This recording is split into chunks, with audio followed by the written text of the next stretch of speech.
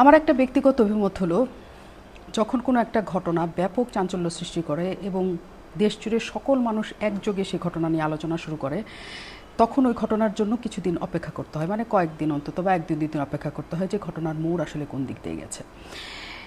তো আমি অপেক্ষা করেছি আসলে যে এক দুই দিনে এই ঘটনার একক একটা বক্তব্য আসবে এবং যেই বক্তব্যে সবাই একসাথে কনভিন্সড হবে এবং ওই বক্তব্যটাকেই সবাই মেনে নেবে শেষ পর্যন্ত। কিন্তু 3 দিন পার হওয়ার পরেও সেই ঘটনার একক কোনো বক্তব্য পাওয়া যায়নি, বরং ডালপালা মেলতে মেলতে মেলতে মেলতে এমন জায়গায় গিয়েছে যে মনে হচ্ছে সেটা আরেকটা সাগরণের কেস হতে চলেছে। আমি বলছিলাম যে রংপুরের 4 মার্ডারের কথা। 4 মার্ডারের কথার ঘটনা কেন এত ডালপালা তৈরি হয়েছে, কেন অবিশ্বাসের জায়গা তৈরি হয়েছে সবার মধ্যে, কারণ হচ্ছে এই অবিশ্বাসের সূত্রপাত তৈরি করেছে পুলিশ নিজেই। এই দেশের আইনশৃঙ্খলা বাহিনীর সদস্যরা অনেক অনেক বড় বড় ঘটনার সমাধান করে এবং খুব স্বল্পতম সময়ে সেই ঘটনার সমাধান করে। আমরা যদি যে মোহাম্মদপুরে মামের হত্যাকাণ্ডের ঘটনাটা তার দেখতাম, তাহলে মামের সেই হত্যাকাণ্ডের সময়ও আমরা একই সময় দেখেছি যে পুলিশ খুব অল্প সময়ের মধ্যে সেই গৃহপরিচারিকা যে সে কোথায়, সেই বরিশালে কোনো এক অজপাড়া গায়ে চলে গেছে, যে পাড়া গায়ে আসলে কেউই কোনো খবর রাখে না, সেখান থেকে তাকে ধরে নিয়ে আসতে সক্ষম হয়েছে এবং তারা বুঝতে পেরেছেন যে তিনি সেই জায়গায় আছেন। তবে সেই ঘটনার একটা সিসিটিভি ফুটেজ ছিল। কিন্তু এই ঘটনায় তাড়াহুড়া করতে যায় অথবা অন্য কোনো কারণবশত 24 ঘন্টা পার হওয়ার আগেই পুলিশ আসলে আসামিদের ধরেছে এবং আসামিদের দ্বারা আমরা স্বীকারোক্তিমূলক জবানবন্দি পেয়েছি। এখন এত স্বল্প সময়ের মধ্যে পুলিশ এই ঘটনার কিভাবে এই আসামি দুজনকে তারা ধরতে সক্ষম হলো? ঘটনা ঘটেছে বৃহস্পতিবার রাতে, শুক্রবার দিন পুরো দিন কোনো খবর নাই, শনিবার দিন রাতের 11:30টার পরে এই ঘটনাটা জানাজানি হয়, যখন দরজা ভেঙে আসলে এই 4 জনের মরদেহ উদ্ধার করা হয়। 11:30টার পরে যখন এই মরদেহ উদ্ধার করা হয়, পুলিশ ইনভেস্টিগেশন করে এবং পুলিশের ওই বাসার সকল আলামত তারা সংগ্রহ করে স্বাভাবিকভাবে। তার পরের দিন বেলা 2টো নাগাদ 3টা নাগাদ পুলিশ প্রেস কনফারেন্স করেন এবং প্রেস কনফারেন্স আগে তারা নিশ্চিত করেন যে এই মামলায়, এই ঘটনায় যারা হত্যাকাণ্ডের সাথে জড়িত ছিল তেমন 2 জনকে তারা গ্রেফতার করেছে। একজনের নাম সিদ্ধার্থ, একজনের নাম মুগ্ধ, তারা আবার আত্মীয় স্বজন। খুবই ভালো কথা, এত স্বল্প সময়ের মধ্যে 2 জনকে গ্রেফতার করা হলো। কিন্তু যখন আসলে বলা হলো যে ইয়াবা খাওয়াকে কেন্দ্র করে তারা 4টা হত্যাকাণ্ড ঘটিয়েছে, তখনই মানুষের মনে সবচেয়ে বড় সন্দেহের দানাটা বাঁধে। কারণ এত বড় একটা 4 জনের হত্যাকাণ্ডের ঘটনায় 12 ঘন্টা পার না হতে হতে 2 জনকে গ্রেফতার এবং সেখানে কোনো সিসিটিভি ফুটেজ নাই, কিভাবে প্রথমত মানুষের মনে একটা সন্দেহের জায়গা তৈরি করে। কিভাবে সুন্দর হয়েছে পুলিশ সেটা বলেছে, কিভাবে সেটা সক্ষম হয়েছে। কারণ পুলিশ সেটা বলছে যে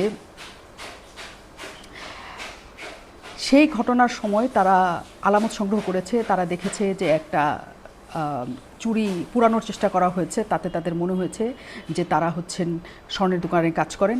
সেখানে ইয়াবার ফয়েল টয়েল তারা পেয়েছেন, তাতে তারা মনে করেছেন ইয়াবা খান এবং তারা বলেছেন যে তারা শসা এবং খেজুর খেয়েছে খুনিরা।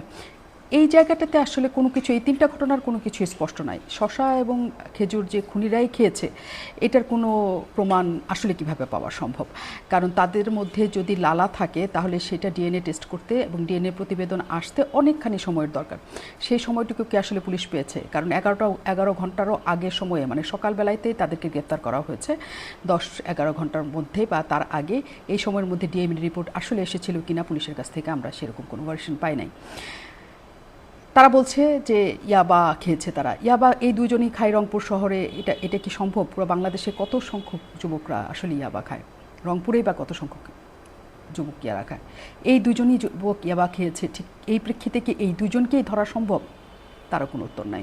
জুয়েলারি শপে কাজ করেছে কি করে নাই? অনেক অনেক মানুষ জুয়েলারি শপে কাজ করে, এই একজনই কি জুয়েলারি শপে কাজ করেছে? কিভাবে সম্ভব?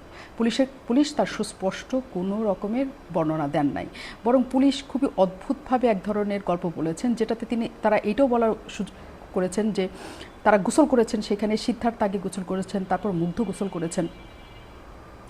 এটাই বা জানা সম্ভব কিভাবে যে কে আগে সেখানে গোসল করেছেন?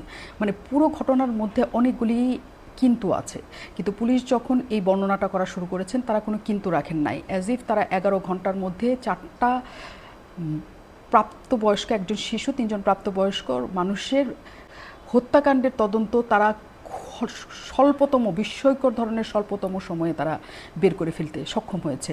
এটা কি আসলেও সম্ভব নাকি? এই ঘটনায় আসলে কেন এত তাড়াহুড়া করা হয়েছে, এটা আমার অবজারভেশনের কথা হচ্ছে যেহেতু তারা হিন্দু পরিবার, এই দেশের মানুষ হিন্দু নিগৃহীত হচ্ছে, এই ধরনের ভার্সন দেওয়ার জন্য অনেক দেশই আছে আমাদের এখানে। কাজেই সেটাকে তাড়াতাড়ি শেষ করতে হবে যাতে হিন্দুরা এখানে নিগৃহীত হচ্ছেন বা অত্যাচারের শিকার হচ্ছেন সেটা বাইরে কোথাও ছড়িয়ে না যায়। এবং এই কারণে সঠিক তদন্তের জন্য যে তদন্তকারী কর্মকর্তা, ডিবি কর্মকর্তা, সকল কর্মকর্তাকে সেখানে হিন্দু হিসাবে, হিন্দু যারা আছেন কর্মকর্তা তাদেরকে নিয়োগ করা হয়েছে। খুবই হাস্যকর, এটা তো অসাম্প্রদায়িক কথা হয়ে গেল যে হিন্দুরা মারা গিয়েছে বলে হিন্দু সাম্প্রদায়িক লোকজন যাবেন, মুসলমানরা যে সঠিক তদন্ত করবেন না, এইটা বিশ্বাসযোগ্যতা অর্জনের খুবই হাস্যকর এবং মানে খুবই খুবই লেম একটা জায়গা তৈরি হয়েছে যদি এটা তারা সচেতনভাবে করে থাকে। এবং তারা করেছে, কারণ এই ঘটনা আইনশৃঙ্খলা বাহিনীর সদস্যদের এক ধরনের প্রশ্নমুখী ফেলছে, কারণ দিনে 10টা করে খুন হচ্ছে। কাজে খুব দ্রুততম সময়ে এটার যদি সমাধান করা যায় তাহলে মানুষের ভিতরে উত্তেজনা প্রশমন করা সম্ভব হবে এবং মানুষ এটা নিয়ে হাইপার খুব কম হবে। কিন্তু এই প্ল্যানটা আসলেও পুরাটাই কাঁচা প্ল্যান হয়েছে, কারণ এই ধরনের গল্প আসলে মানুষ এখন আর বিশ্বাস করে না। যদি সত্যিই হয়ে থাকে তারপরেও বিশ্বাস করে না, কারণ অনেকগুলি ইফ বার্ডস এখানে রয়ে গেছে যে এটা কীভাবে সম্ভব হয়েছে। পাশের একটা খোলামেলা ছাদে যদি তারা ইয়াবা খেতে চান এবং সেটাই তাদের জন্য নিরাপদ, এবং সেখানে আমরা দেখতে পাচ্ছি সেই ছাদের মধ্যে সোফা টোফাও রাখা আছে, তারা বসে বসে আরামসে খাইতে পারবেন। সেই ছাদ থেকে তারা ডিঙ্গে পাশের বিল্ডিংয়ের দোতলা ছাদে তাদেরকে কেন যাইতে হয়েছে, এটার যেমন কোনো প্রশ্ন নাই, তেমন প্রশ্ন নাই যে মেয়েটিকে ধর্ষণ করা হয়েছে, ডোম যে তথ্য দিচ্ছে সেটা কেন পুলিশ বলছে না। সেটা লাশকে কি আদৌ জ্বালিয়ে ফেলা হয়েছে নাকি গরমে ডিকম্পোস্ট হয়ে গেছে, ডিকম্পোস্ট হলে পুরো শরীর হওয়ার কথা নাকি শুধু মুখমণ্ডল হওয়ার কথা, সেটাও ফরেন্সিক বিভাগের মানুষরা কিন্তু ভালো জানার কথা।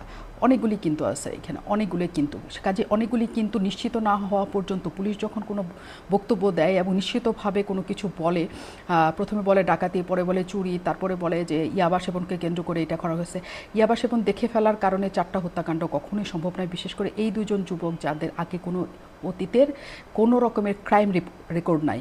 কোনো রকমের ক্রাইম রেকর্ড ছাড়া একটা 23 বছর এবং 19 বছরের ছেলে 4টা খুন করে পরের দিন গোসল করেছেন, শশা খেজুর খেয়েছেন, এবং তা দেখে পুলিশ মানে এটা এত বাজে বাংলা সিনেমার চিত্রনাট্য এর চেয়ে ভালো হয়। তো এর মধ্যে এই ঘটনাগুলা এই জায়গাতে না হলেও পড়তো। আইনশৃঙ্খলা পরিস্থিতির অবনতি বা যাই হোক না কেন, সময় নিয়ে তদন্ত করে শেষ পর্যন্ত নিশ্চিত না হওয়া পর্যন্ত কখনোই ব্রিফিং হওয়া ঠিক না যে এটা কী হয়েছে, কারণ অনেক কিছু এখনও পর্যন্ত বাকি। ওইখানে অনেক কিন্তু আছে যে কী হচ্ছিল আসলে।